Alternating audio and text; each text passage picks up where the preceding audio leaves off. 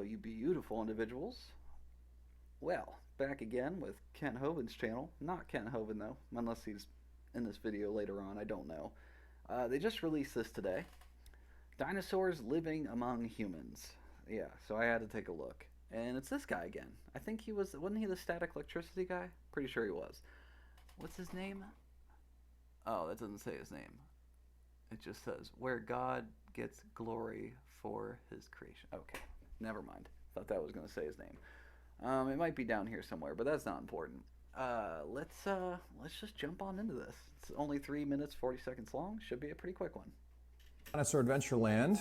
This is the Science Center, day 6, where we go over the dinosaurs. So we've got some interesting things here. Here's a picture of fossilized dinosaur skin. You'll notice the circles in the skin of the dinosaurs. These are Ica stones from Peru, over 1,000 years old. They depict dinosaurs on the stones, and you can actually see the circles in the skin of those dinosaurs. Interesting. Well, what's more, it is interesting actually. It's really cool. But that definitely doesn't prove dinosaurs were living with people. They easily could have found a fossil or any other number of explanations that doesn't equal dinosaurs living with people, because that doesn't make sense.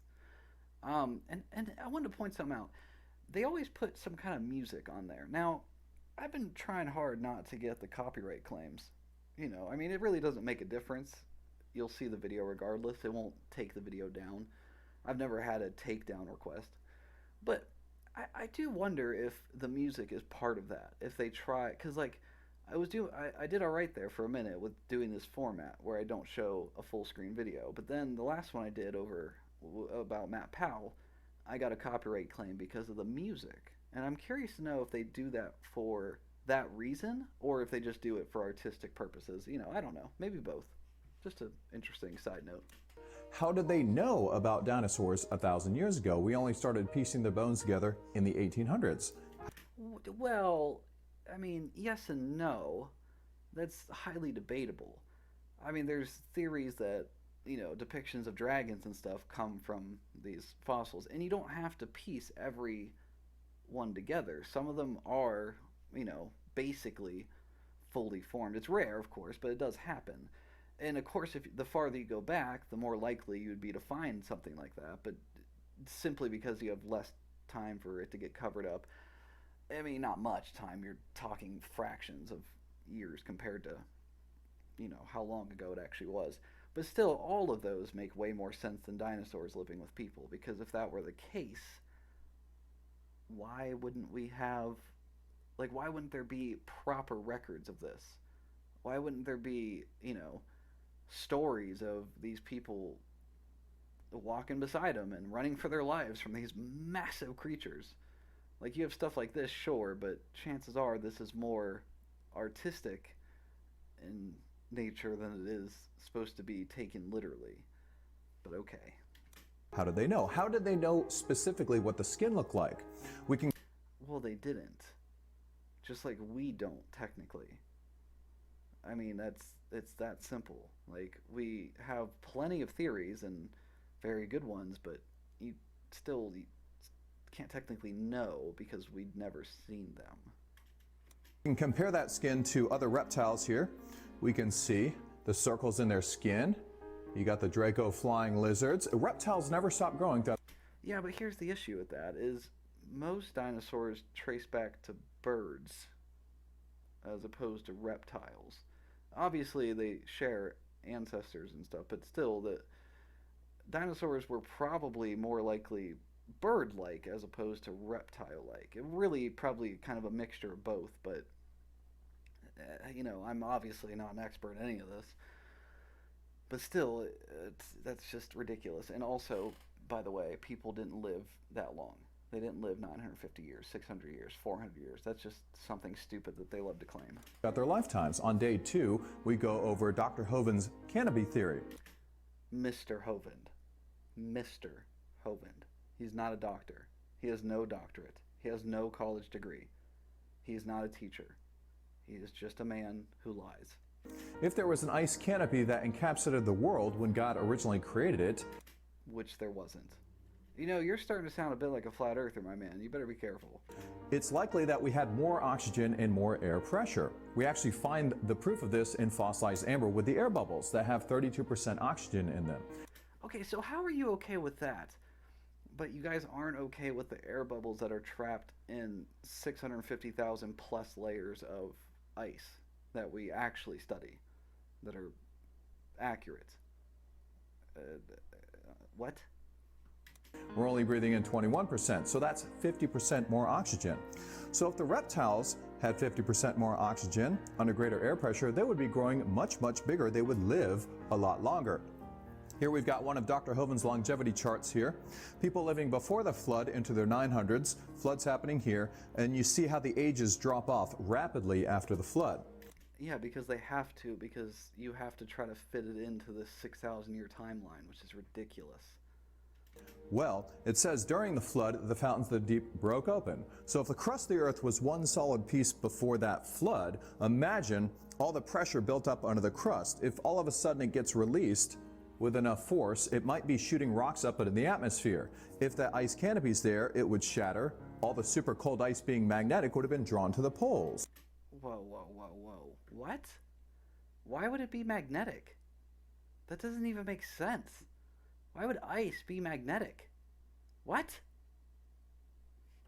You get your polar ice caps. They find mammoths frozen, standing up, with food still in their mouth. How do you freeze a mammoth so fast he can't even finish chewing? Well, he could have been buried in ice from the canopy shattering. Or he could have been trying to eat as he was freezing to death and then froze to death. That makes way more sense than a big ice canopy falling down. How does a big ice canopy falling down equate to mammoths getting frozen? Wouldn't it more likely that they get crushed under all this ice? Like, what? Are you... what? If the canopy shattered, the air would spread out, less concentration of oxygen, less air pressure. We're not getting shielded from UV radiation we're soaking in from the sun anymore. We're aging a lot faster as a result of what happened during Noah's flood. The reptiles aren't growing as big as they used to. Here we've got a Jackson chameleon. He's got the 3 horns, the ridge behind the horns. You could take a good look at his skin. You can see the similarities there between the dinosaurs. Now, if he kept on growing and got to a big size, what do you think you'd call him? Could be a little triceratops right there in the jar. So the reptiles are not growing as big as they used to. What about the veiled chameleon? Doesn't he look like a little dinosaur? Well, to be fair, a lot of reptiles look like dinosaurs as we have depicted them. But again, we don't know for sure. Like Jurassic Park, very inaccurate most likely as to what dinosaurs look like. So what happens if dinosaurs were actually all feathered and more bird-like? Then this whole thing just goes out the window. I mean, it goes out the window regardless because dinosaurs did not live with humans. That's insane. But still, my point being. Fascinating. Could be a parasaur. Oh, there's an example for you that we might still even be living with these dinosaurs today. They're just not as big as they used to get before the flood. So come visit Dinosaur Adventureland. All right, we're not going to visit there. I will admit, though, that the stuff, that is pretty cool. Like the stuff they have. I do wish they didn't have it in a more, proper museum, or really anyone did instead. But hey, what are you going to do? This was a weird one, I gotta say. But yeah, so let's definitely just gonna call it quits there. If you ever do go there, please just tell them how wrong they are. And yeah, I really don't have much to add onto that. That was just ridiculous. What I don't know. Dinosaurs did not live with people. Like, they just didn't. It's not like, no. Just no. Okay, dinosaurs were alive millions of years ago, not thousands. Why would we would have so much more record of them. More importantly, we would have way, way, way more examples of dinosaurs and better examples of them because they wouldn't have had as long to be crushed and scattered about by, plate tectonics moving and all the other nonsense sediment being laid on top of them over millions of years. None of this makes sense. This is honestly, this is worse, almost worse than flat Earth stuff. I mean, dear Lord. Anyway, thanks for watching. Please like, subscribe, comment, and until next time.